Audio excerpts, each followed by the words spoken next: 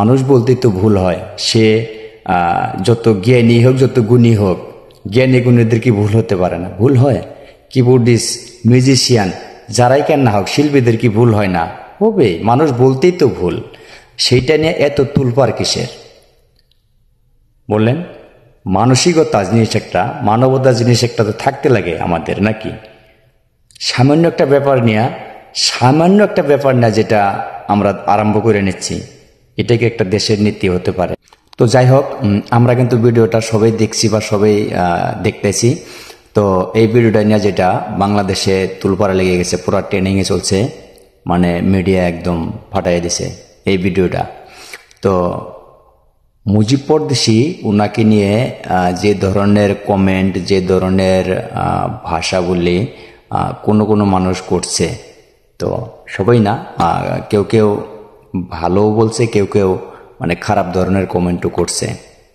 তো দেখেন, ওনার বয়স হয়েছে, উনি এই যুগের শিল্পী না, উনি 90 দশকের শিল্পী এবং 90 দশকের আগের শিল্পী। তো ওনার সাথে বর্তমানের জেনারেশনের সাথে মিলবে না।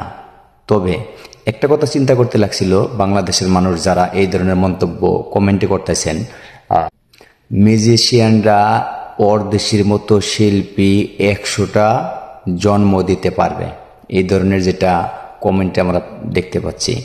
দেখেন, 100টা না, 1000টা জন্ম দিতে পারে।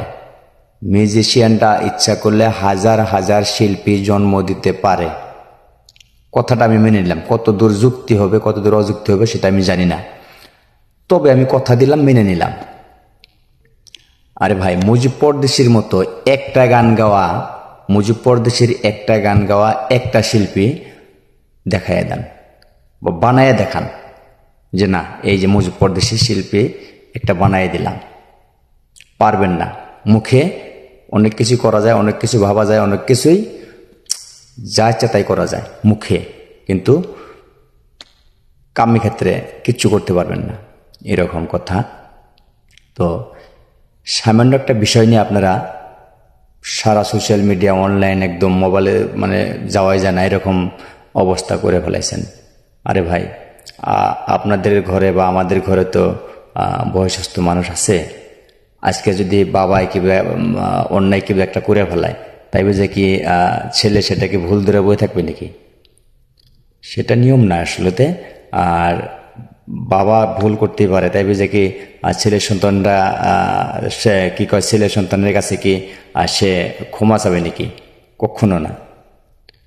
তো বয়স হয়েছে কিংবা ত্রুটি পাইছে, সে কিন্তু নিজের ভাই তাকে সরাই দিয়ে নিজে বাজায় তারা দেখাচ্ছে, তার ব্রেনটে বস্তুটা ঢুকাচ্ছে। তো আমি মনে করি কিবোর্ডিস্ট ভাইয়া যেটা ছিল, উনি কিন্তু ভালো মনের মানুষ, সুন্দর মনের মানুষ। আমি মানে দেখতে যেরকম লাগলো, সবাই দেখছেন ভিডিও ফুটেজটাতে। আমি মনে হয় ওই কিবোর্ডিস্ট ভাইটায় কোনো ধরনের কোনো মন্তব্য দেয় নাই বা করে নাই ওনাকে নিয়ে, পরদেশিকে নিয়ে। কিন্তু মানুষ যারা আমরা আছি, তারা কিন্তু একদম সোশ্যাল মিডিয়া একদম ফাটাই দিছি। কেরে ভাই, এরকম কেন?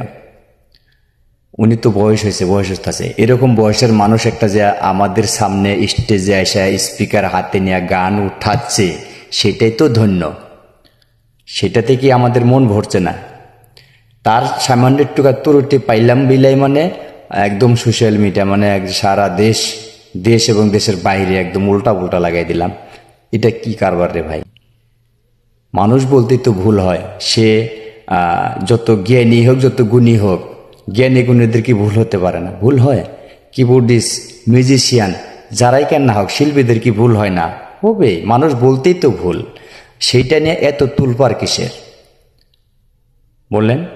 মানসিকতা জিনিস একটা, মানবতা জিনিস একটা তো থাকতে লাগে আমাদের, নাকি? সামান্য একটা ব্যাপার নিয়ে যেটা আমরা আরম্ভ করে নিচ্ছি, এটা কি একটা দেশের নীতি হতে পারে? কখনো না। তবে বেশি কথা বললাম না, পরবর্তীতে দেখা যাবে। এই ভিডিওটার ক্ষেত্রে যারা ভিডিওটা দেখলেন, সবাই কমেন্টের মাধ্যমে আপনাদের যার মনের ব্যাখ্যা, মন্তব্য কমেন্টে লিখে যাবেন। ধন্যবাদ।